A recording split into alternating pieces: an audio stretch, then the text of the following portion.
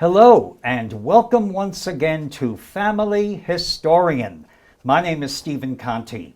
Butcher, baker, candlestick maker. Was your ancestor a merchant? Well, if he or she was, this is definitely the show to watch, because tonight's topic is called Finding Your Merchant Ancestor. And joining me on tonight's show for the third time is a very good friend of mine. His name is Tom Riley. Tom is the town historian for Bloomingdale, New Jersey. He is also the author of 7 books, and he is the very proud great-great-grandson of a blacksmith. And on tonight's show, Tom is going to teach us the various sources that we can use in order to find our merchant ancestor. And now let's welcome my very good buddy, Tom Riley. Tom, welcome back again. Welcome, welcome. Happy to be here. Yes. Now, Tom, you prepared me a very good outline here about the various sources that we can use in order to find our very hard-working merchant ancestor. And the first one is the most common one that all historians and researchers know, the Federal Population Census record. And the one that we're going to use is the 1850. Now, why is that the best one for our discussion tonight? That's when the occupations show up. Before 1850, it doesn't list the occupations, but from 1850 on, it does. Right. And this is how you discovered your very elusive great-great-grandpa, James Riley. He was the blacksmith, okay? And we have some wonderful visuals of the 1850 census showing my fine guest, Tom Riley, his great-great-grandpa, and his name again is? James Riley. Okay, and he was born where and when? He was born in New York in 1809. Right. And he spent most of his life in northern New Jersey, starting in Ringwood and then Pequannock Township. Right, and he's buried where? He's buried in Pumpton Lakes at the Pumpton Reform Cemetery. And we have a photo of his grave and of his widow, and what was her name? Her name was Mary Rogers, Mary Rogers Riley. And when James died, he was only 45 years old. Right. And that's one of the reasons we don't know that much about him. But when he passed, they had 9 children, and she was expecting the 10th one. Wow, he was a very virile guy. Large families back then. Yes, and he was a blacksmith. He made his living doing that, and we can see it on the 1850 census. And that's a good example of how the census is a source of finding their occupations, because we didn't know he was a blacksmith. Right, right. You know, the word coming down in the family was that he did live in Ringwood, which is an iron-producing area. Yes, yes. But we really didn't know that he was a blacksmith. Right. You know, on the same visual, you know, you'll see my great-grandfather. Right, we have the whole of son to father to son. All the way 4 down. generations. Right, and that would be Spencer. Spencer. And we're looking at the 1910 census, okay? And what does that reveal about him? We knew he was a carpenter, but as the census reveals, which we didn't know, was he was a carpenter at the powder works. Now, the powder works was in Pumpton Lakes, and that eventually became DuPont, which was, especially during World War I, the major powder-producing business in Pumpton Lakes and the country, really. So he was there way before that time. And we have a bronze hammer that we never figured out why, you know, a bronze hammer. But because if you work at a powder works, you don't want to make sparks with a steel hammer. So Spencer was your great-grandpa. Correct. Okay. Now we have his son, and who was his son? We have the 1930 census. That would be Ernest Riley. That's my grandfather. And we knew he was a carpenter, but we didn't know he was a carpenter at the lumber yard like it shows on the census. Right. And come to find out, he was a cabinet maker, because lumber yards back then would always have a shop, and he made cabinets at the shop at the lumber yard. So it all fits in. And thanks to the census, we found that out. You see, genealogy is really doing a jigsaw puzzle. You have to be a good detective and look for these clues, as Tom has done. Now we come to your grandpa, and his name was? That was Ernest. Now we come to my father, who was Arnold. Okay. And he worked in a hardware store. And on the census, it shows counterman at a hardware store. Okay. Dare I ask, we're going to reveal your age, dare I ask, what was the first census that you appeared on? 1950. Same here, okay. Because I was born in 48. Right, we're post-war kids. Okay, so the census record, as I keep saying on my show for the past 35 years, is a golden source. It's a golden source. And I think the 1950 census is available opened. now, yes. It just opened. Every 72 years. Right, right. And because the census is taken every 10 years, it gives you a good snapshot of each generation. Right. And here in New Jersey, we had a state census. That's true. Up until 1905. I think it began in 1855. Not all states have it. Not all states have that. And that is a good source also. Yes, very good. You fill in, if you can't find something here, you go there. Every 5 years. Right, right. There's always something else around the corner. I always say that in genealogy. Now we have another great source, which I really like. Would you call this the forerunner of the phone book, city directories? Perhaps, yes. You know, they existed before the telephone, that's for sure. Right. And we have the one for Patterson, New Jersey, 1889, 1890, showing a list of merchants and what their professions were and occupations. So it was very good easy. Source. Very good, yes.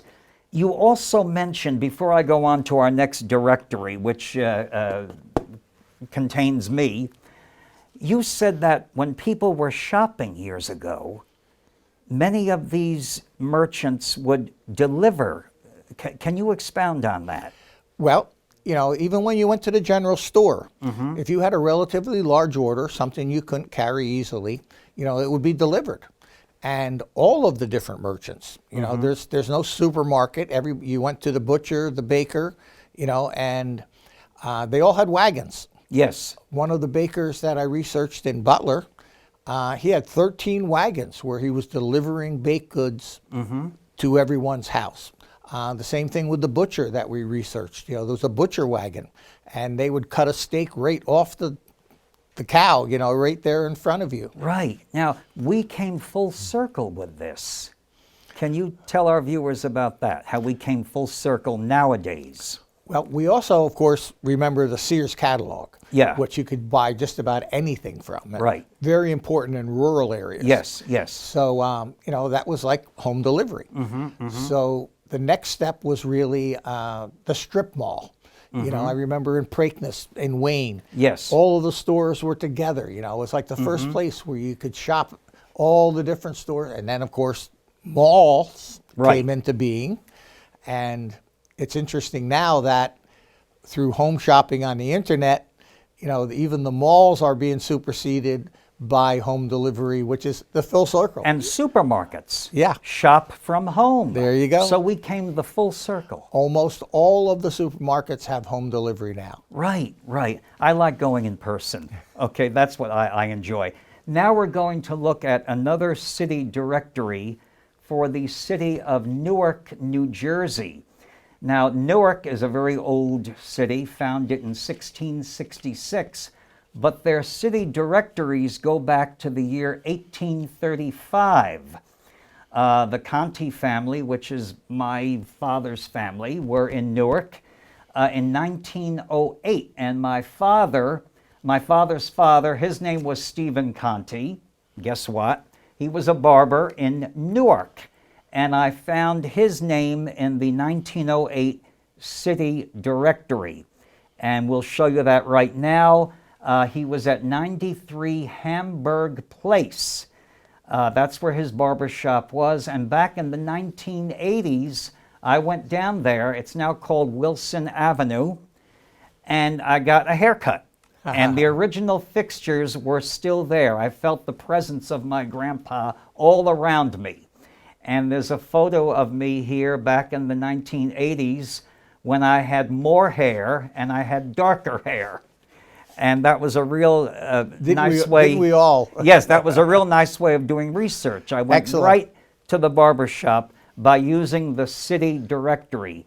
So look at these directories. Even smaller towns would have them. Yes. Okay, very good. Very good source. Yes, the city directory. Now we come to your neck of the woods, town histories, and my fine guest, Tom Riley, is the author of 7 books, and one of them I just happen to have right here. It's called Stories About Butler, which you know backwards and forwards, inside out. You're Mr. Butler as far as I'm concerned. And then there's another one on historic Bloomingdale. And you said there was something very unique about Bloomingdale, the kind of commerce they had there. Yes. I think you're referring to Butler. Butler, I'm sorry. Right. Yes. Butler, because Butler had the rubber mills. Yeah, that was they it. had yes. 2 large rubber factories. Right. And because of that, they were employing like hundreds of people, like over 1,000 at one time. Right. So because of that, Butler was a major commercial area.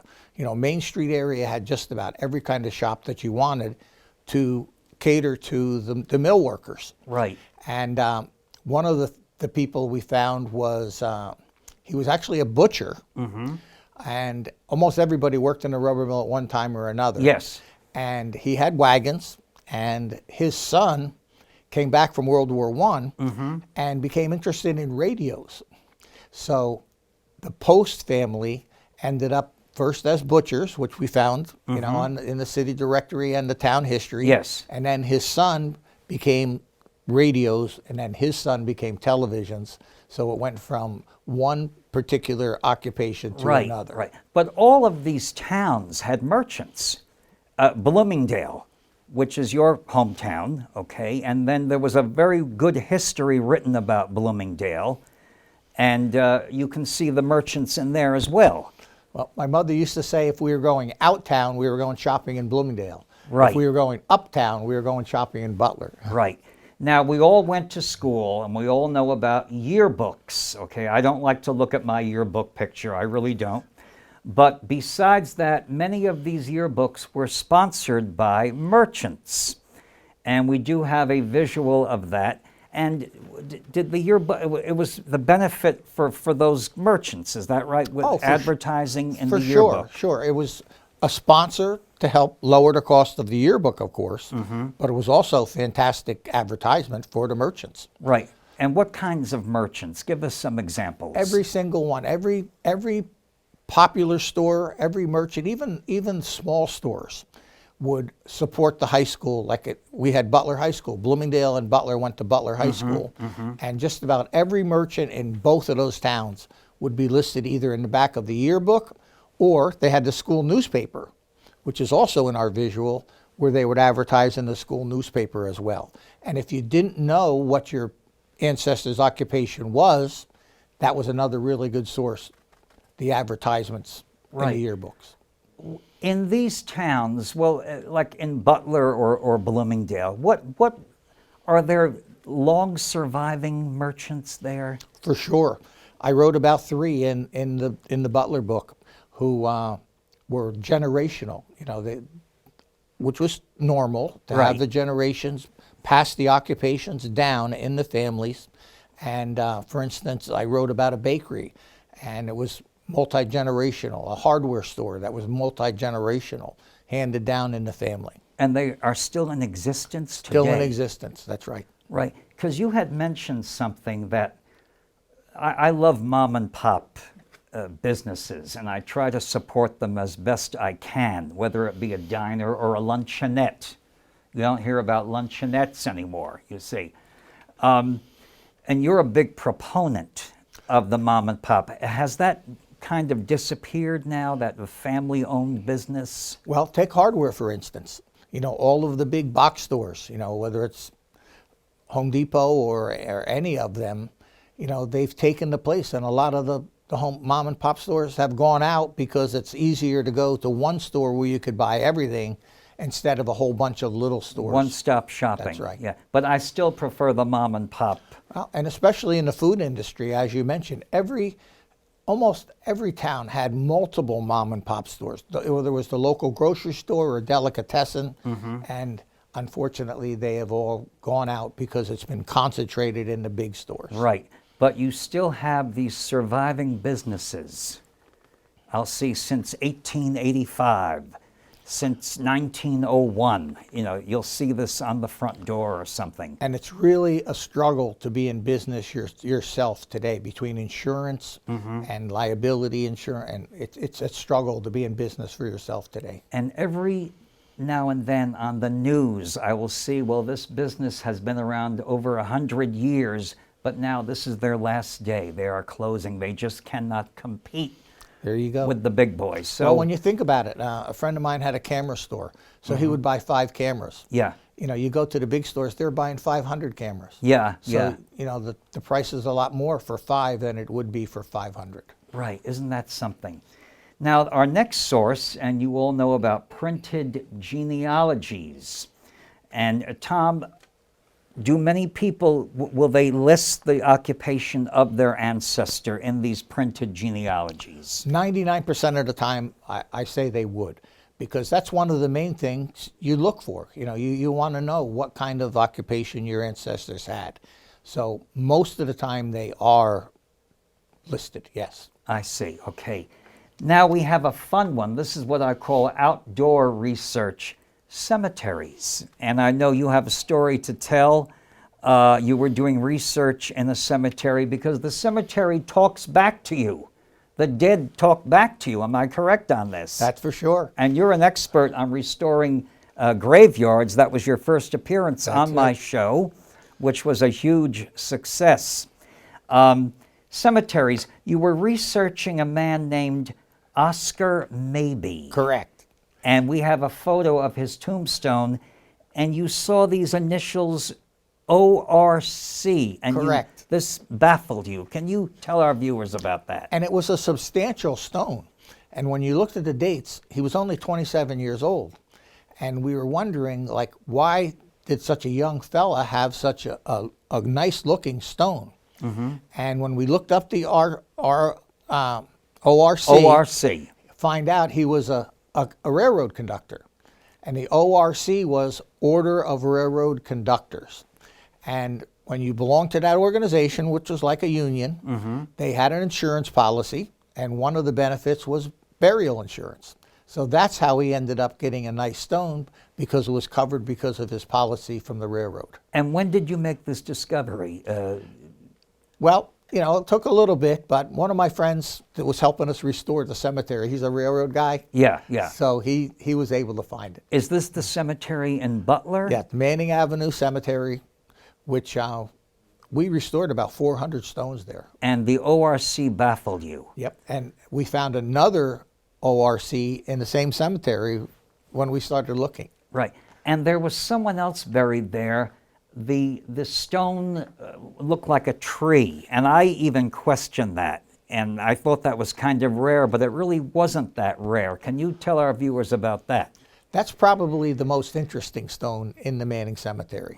And it was made a little bit different too. It was actually molded concrete, and it looks like a tree stump, like you said. Yeah. And that's Edsel Davenport, his name was. And come to find out, he was a member of the Order of Foresters, which was like a lodge, like the Masons or Oddfellows. And again, if you belonged to the lodge, you had an insurance policy with a burial benefit. And throughout the cemeteries, which we know there are a couple others, when you see that tree-shaped stone, 99% of the time, it's a member of the Forester Lodge. So these people were very proud of their occupations. Yes. Well, as you see in the visuals, the farmer one, the one guy was a crane operator. Right. They were so proud they put it on their gravestone. I think we'll show that right now. Did you photograph these yourself, or did you just find them? I looked them up. Okay. The ORC is Oscar's. Right. Now the railroad conductor. We have a photo of that. Yep, that's Oscar. All right, and then was that Oscar's, or was that Oscar. someone else? Well, the one that's in the visual is Oscar. Okay. But we did find another one also. Yes, and then we have a farmer, and they would show the horse. He's got a tractor. He's got a tractor on a stone. Right, isn't that something? And a doctor. A doctor, we have and the lineman. Yep. The lineman, a trucker. Yep, he's got a 18-wheeler right there on his gravestone. Did you ever find any grocer? A grocer? No, but a teacher, A teacher. We have a teacher. We have a teacher. Very good. Now, there were some occupations that they don't exist anymore. A lot of them. You've heard of a lost art, and I'm going to read some of these to you. And my fine guest, Tom Riley, is going to explain what they are, because I did not know what they were, okay? What is a hoop maker? Not a hula hoop, but what is a hoop maker? And I think we have a photo of a hoop. What was that? Now, I don't know if you have barrel maker down there, but a barrel maker was a cooper. A cooper. Hooper Okay. and a cooper. Okay. So a cooper was a barrel maker. Right. And initially, right up until probably the Civil War, barrels, instead of having a metal ring to hold the barrel together, it had hoops. And when I was researching one of my ancestors, I came across that he was a hoop maker, and I had no idea what that was.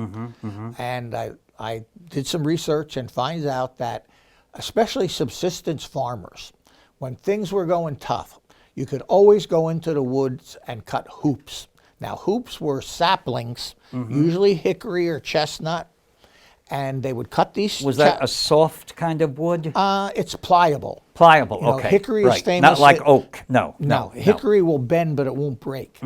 So they would heat them up, steam them, and that's what held the barrel together, was the barrel hoops. So, and in the picture, you'll see how they're really cut saplings that were used to hold the barrels together. So the hoop maker was different than the barrel, That's the right. cooper. That's right. Okay. Now this is no one does this anymore. Well, number one, back then, everything was shipped in barrels. Everything from pickles to pork to everything came in barrels. So Right. there was a much more need for coopers, barrel makers, and there was much more need for hoops. Now, once they started using metal rings for the barrels, then of course that became a job of the blacksmith to make those hoops. Right, but no one does that anymore. Now it's all done automatically, I'm sure, in a machine. So that's a lost art. And will you find this information on the census? Have you found that in the census? Or are these Barrel too maker obscure? for sure. Cooper. They say cooper. Definitely. That would be used, yes.